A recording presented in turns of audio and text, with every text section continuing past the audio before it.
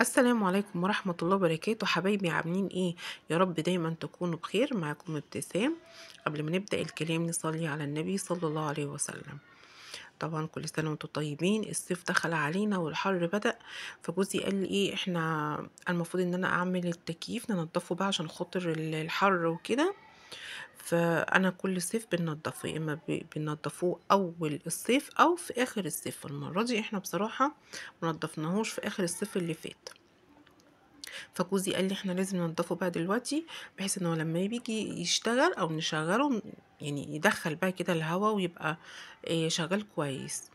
دي الفلاتر اللي هو بدأ ان هو يشيلها. الفلاتر دي كانت مليانة تراب والله، كانت فظيعة قوي. بصوا يعني لو تاخدوا بالكم كده هو بيشيلها. وفي فلتر تاني كده صغير اسود هيشيله هو دلوقتي برضو، وهيوريكم كمية التراب اللي هو اللي ملياه يعني. هو دلوقتي بصوا بيمسح بقى كده بالراحة. انا الاول كنت بجيب بتاع الصيانه، كان بيجي ينضفهولي، ان انا ما كان جوزي بيبقى مشغول وكده فما كنتش برضه. فما كانش بينضفه، فانا كنت بجيب بتاع الصيانه، كان بيجي ينضفهولي. فكان يعني بصراحه لقيته بوظ لي بتاع اوضه النوم، عشان انا عندي واحد في الصاله والتاني في اوضه النوم. بصوا دوت الفلتر دوت فظيع. بصوا مليان تراب ازاي، مليان تراب.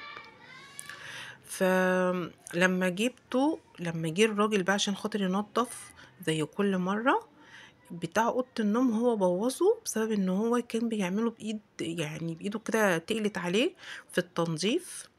الفوطه اللي هو بينظف بيها دي لا، كان يعني مش بينظف كده بحنيه. يعني مثلا جوزي هو شغال دلوقتي كده بالراحة فيه، بحيث ان هو ما يبوظش حاجة، ما يكسرش حاجة من غير ما يقصد كده. لكن بتاع الصيانة وقتها كسر الناحية كده في الريش اللي انا هوريها لكم دي، اللي بتخلي الريشة كده طالعة ونازلة، فهو كسرها. خلاص هي الريشة كده باظت، ما بقتش لا بتطلع ولا بتنزل، بقت ثابتة.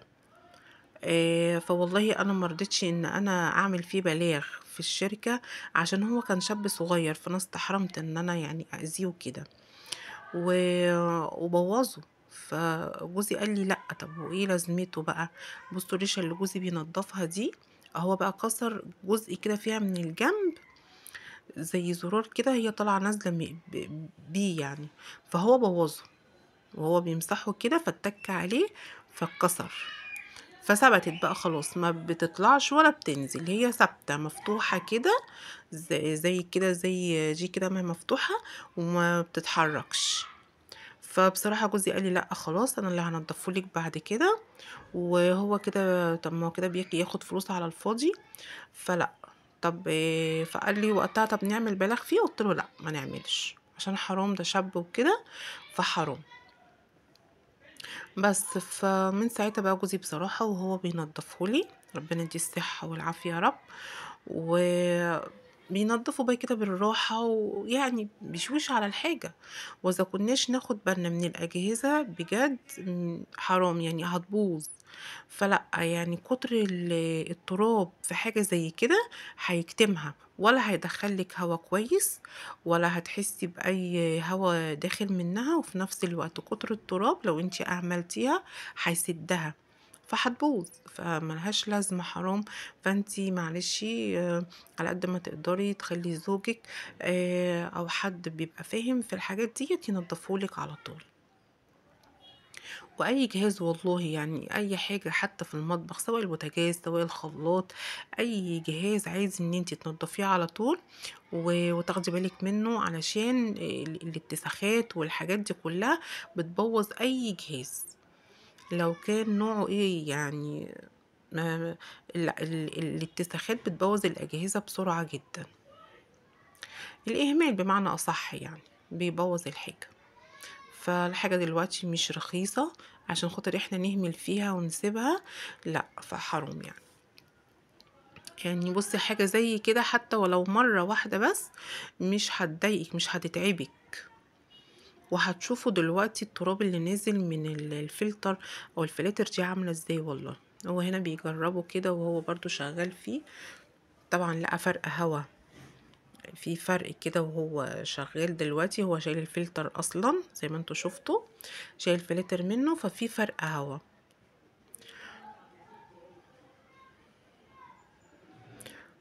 بس فهو كده بيجربه.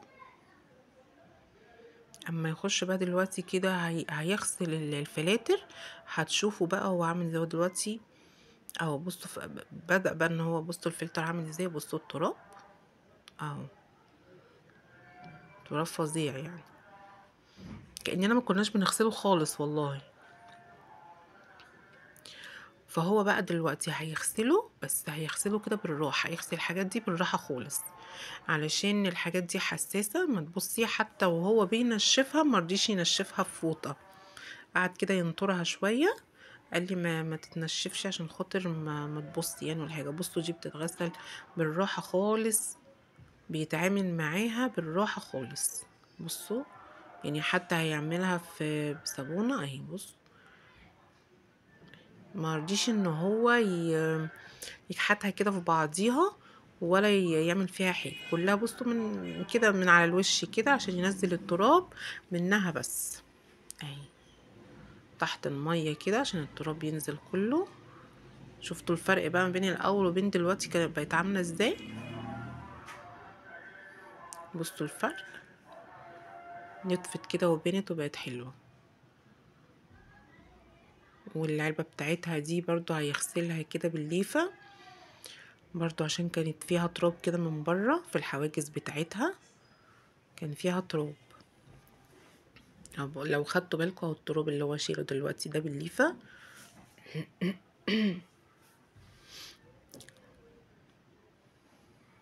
بس هو هيشطفها بقى دي كمان ويسيبها.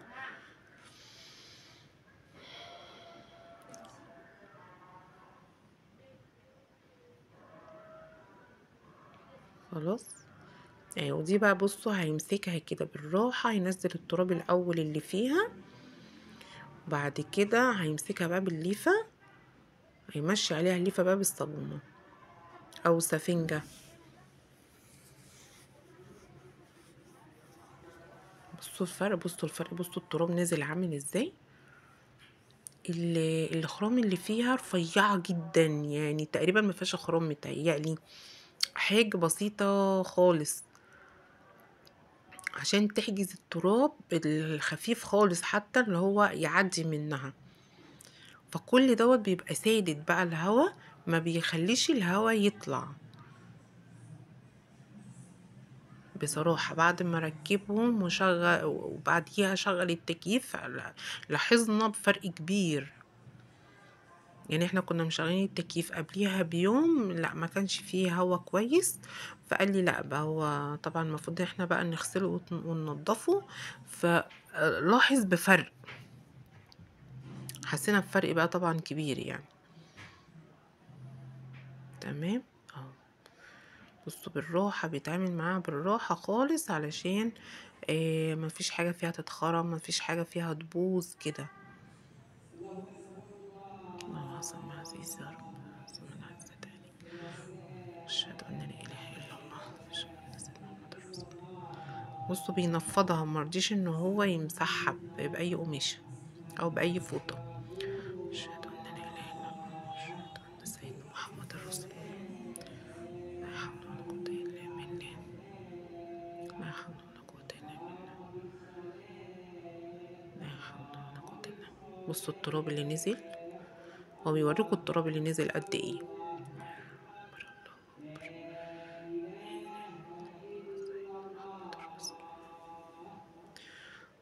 اهو تمام خلاص. نزل بقى كده التراب برضو من ديت، هيمشي عليها كده بالليفة او بالسفنجة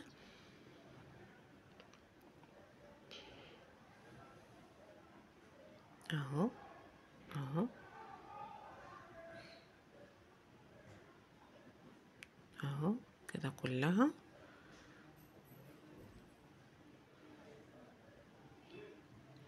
ولو عجبك الفيديو ما تنسيش الاشتراك واللايك والكومنت الجميل منك، وتفعلي زر الجرس عشان يوصلك كل جديد.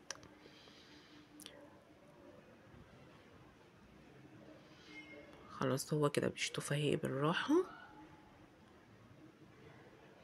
بالراحة برضو خالص كده علشان ما يحصلش حاجة وتبوظ. هي الحاجات دي بتبقى حساسة حساسة والله، وانا مجربة.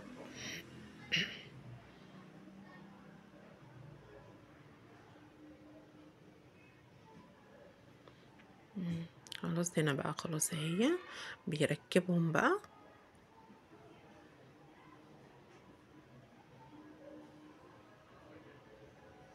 بيركبهم كده بالراحة.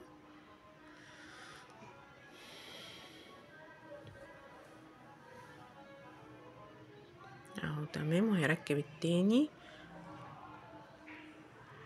وانا في الفلتر الاسود الصغير ده الاول هو هيركبه، ايوه اهو. ايوه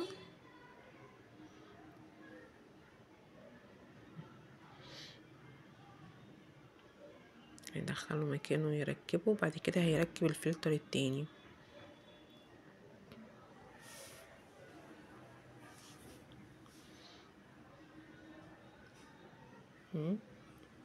اهو تمام كده.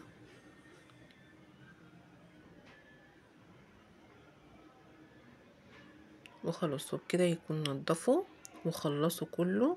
خلاص كده.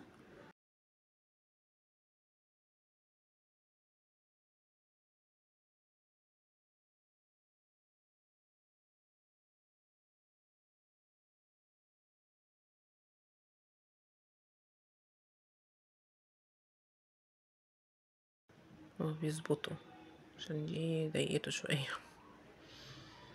بس كده خلاص، هو كده تمام كده خلصه وظبط كله.